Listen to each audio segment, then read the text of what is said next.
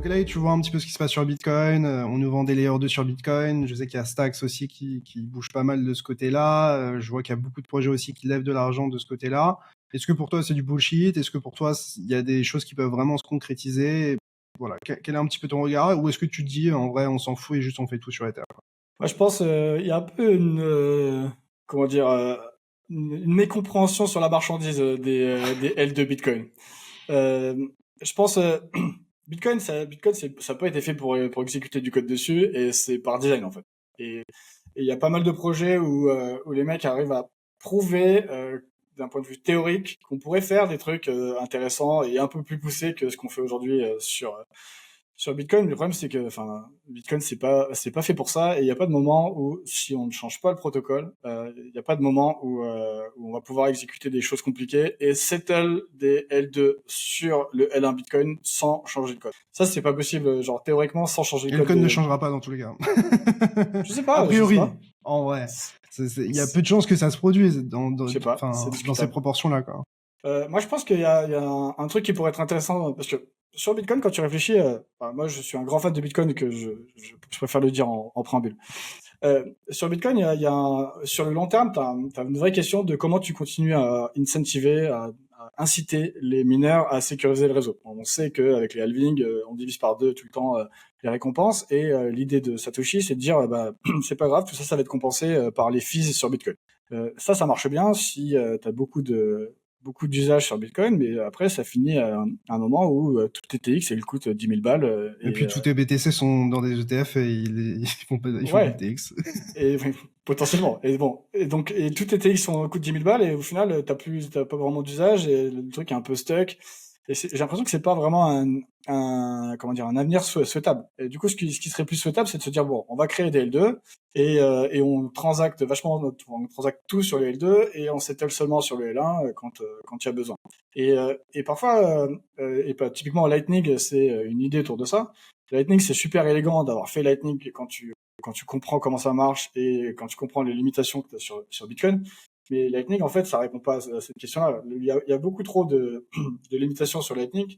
Et pour moi, la première limitation la plus forte, c'est le fait que tes canaux, ils ont une capacité. Genre, si on crée un canal Lightning, toi et moi je mets 0.1 de mon côté, toi tu mets 0.2. De toute la vie de notre canal, il y aura jamais plus que 0.3 Bitcoin qui pourra passer entre nous. Et si moi j'ai que 0.1 de mon côté, bah, je peux pas t'envoyer 0.3, je peux envoyer seulement 0.1. Et si je veux changer la capacité de notre canal, ça veut dire que faut que je fasse une nouvelle transaction sur le L1. Et donc en fait, à chaque fois que tu veux changer la capacité de paiement d'un côté ou de l'autre, en fait, il faut que tu refasses une transaction sur le L1. Donc en fait, Lightning, ça marche bien dans un réseau pair à pair où bah, le 0.1 et le 0.2, entre nous, il fait que ça tout le temps, tu Puis vois. même les utilisateurs, ils sont pas accaparés le truc. C'est-à-dire que on a Et en commencé à plus de avoir ça, des exchanges, l'ajouter et l'adopter. Mais tu l'adoption, sens elle que est faible. l'usage, il suit L'adoption, pas, elle est faible. quoi. Mais du coup, la question sous-jacente par rapport à toutes ces histoires de L, de Bitcoin, etc., c'est est-ce qu'on n'est pas en train de juste créer des solutions parce que on a un besoin économique et pas parce que, genre, c'est vraiment quelque chose d'intéressant?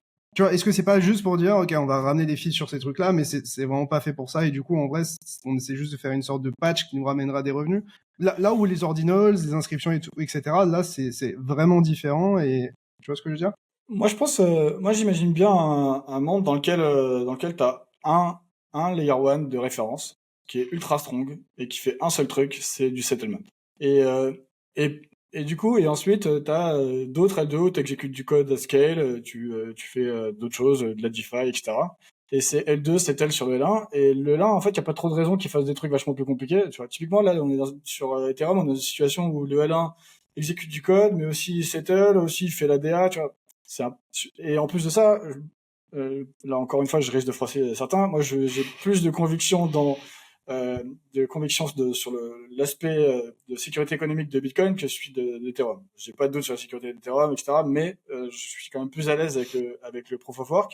Et un truc qui serait intéressant, du coup, c'est de se dire, on rajoute un opcode sur Bitcoin. Désolé pour tous les bitcoiners que je vais froisser. On ajoute un opcode sur Bitcoin qui est juste vérifier une preuve ZK. Tu fais juste cet opcode, tu le fais payer plus cher parce que ça coûte plus cher à exécuter.